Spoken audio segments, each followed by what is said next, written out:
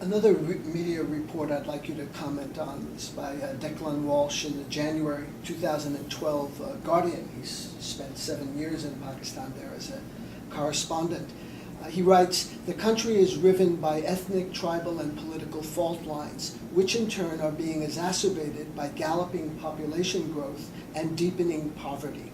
Turmoil in a country with at least 120 nuclear warheads and a projected population of 300 million by the year 2030 could make Afghanistan look like a walk in the park." And then he adds, "Yet there is little sign of revolution." Well, Declan is right, and he's been there, as you said, 7 years, so he's now left the Guardian after, I think, 7-year itch maybe. He's joined the New York Times, I believe. But he has a very deep insight into Pakistan, and he is right about all of that. But I'm sure he addresses in the article, but I haven't read the piece in question. There is no sign of revolution because Pakistan has the trappings of democracy, which Afghanistan and many of the Arab countries don't. We have an elected parliament, we have an independent, super independent judiciary, we have a very independent and feisty media, we have a increasingly aware population, and yes, the population growth levels are something to be concerned about, and there are people working on that. At every step, everything that we do, we are pulled back by the so-called religious groups and their ability and the ease with which they're able to make things take a violent turn. You have Pakistan could have been polio-free by now also, like India has just been made polio-free. But some of the religious leaders in some of the localities refuse to let the children take polio drops because they say that it's got reproductive control, elements in it or whatever. I think one of the most sensible things that the Bengalis did was to split from West Pakistan, and East Pakistan became Bangladesh in 1971.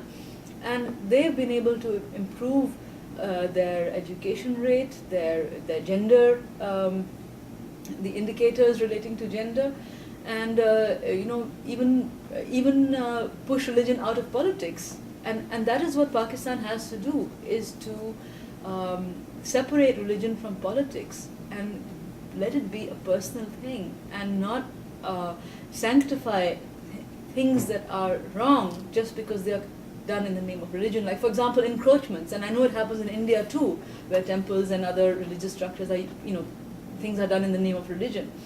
And India is a democracy, and even then this happens. But, that is partly because we are the same kind of people of South Asia in general, especially in the northern belt, the Indo-Gangetic plain, are very religious people in general, and it's very easy to get to play on their emotions in the name of religion and to incite mobs in the name of religion. And in Pakistan, that's become even more dangerous because so many people are armed, and so many people have been indoctrinated in a much more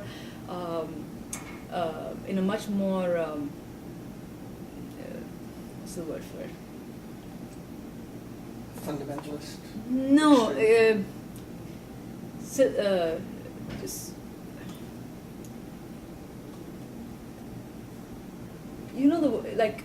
step by step when something is done systematic.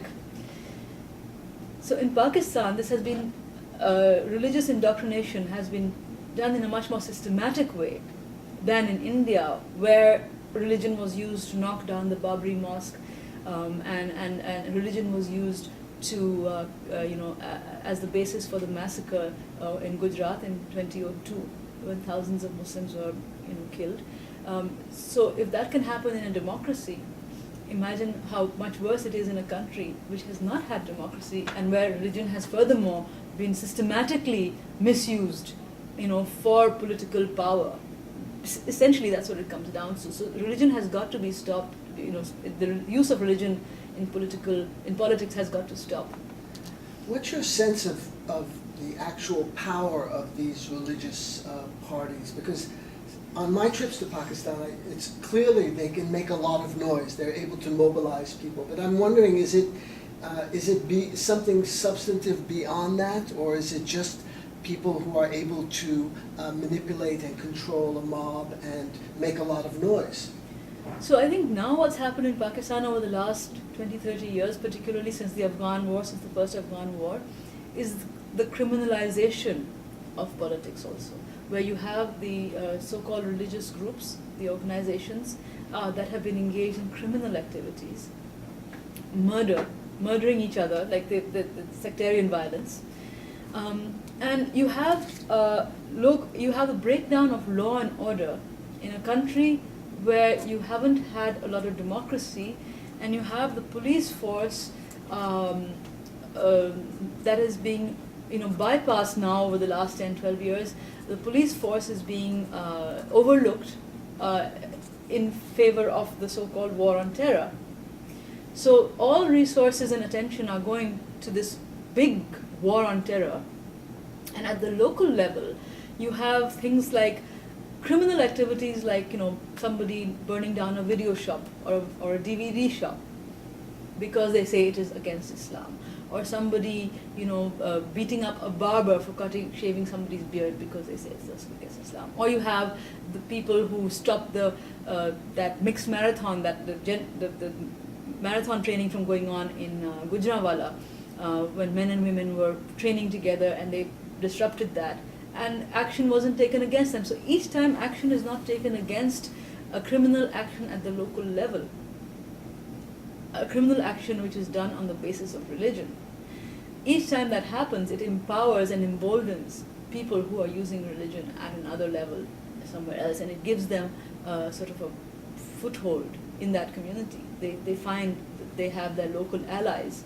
And then you have, so the point being that what we really need is for the police to be empowered, trained, and for criminals to be charged, tried, prosecuted, and punished for their transgressions. Instead of which, the people who disrupted that marathon in Gujranwala were taken into police custody, and then there were probably some phone calls from somewhere or the other, and they were let off after a cup of tea.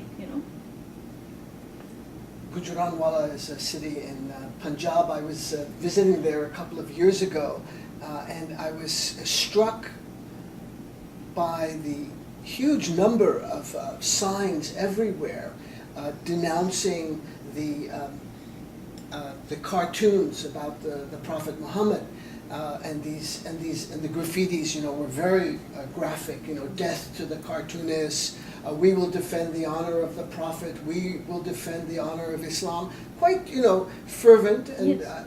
Understandably so. But this is in one of the most unspeakably poor areas in the world. Mm-hmm. And it seems it's maybe some of the energy directed toward the honor of the Prophet and denouncing Danish cartoonists could be directed toward addressing some of the deep ills of the society, like poverty. And yes, absolutely. And actually, but it's a whitewash, right? It's used to divert attention from the real issues, and to use those issues to gain power, to gain political power. And it's not just a question of the Danish cartoons and the thing is that I don't think that the honor of the Prophet is so weak that it needs defense by everybody just who calls themselves a Muslim. I think that the honor of the Prophet is far stronger, and just because somebody makes a cartoon or something, I don't think it damages that. He's above that.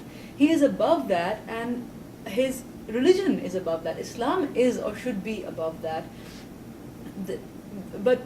These are not things that this is, as you pointed out, the wall chalkings and all. This is not something spontaneous. This is very well planned, meant to instigate, emotions, meant to rile people up, meant to sort of evoke that kind of frenzy, and the same kind of frenzy they then use when they denounce somebody for blasphemy, which is what they did with Salman Taseer, the governor of Punjab, who was murdered in January 2011.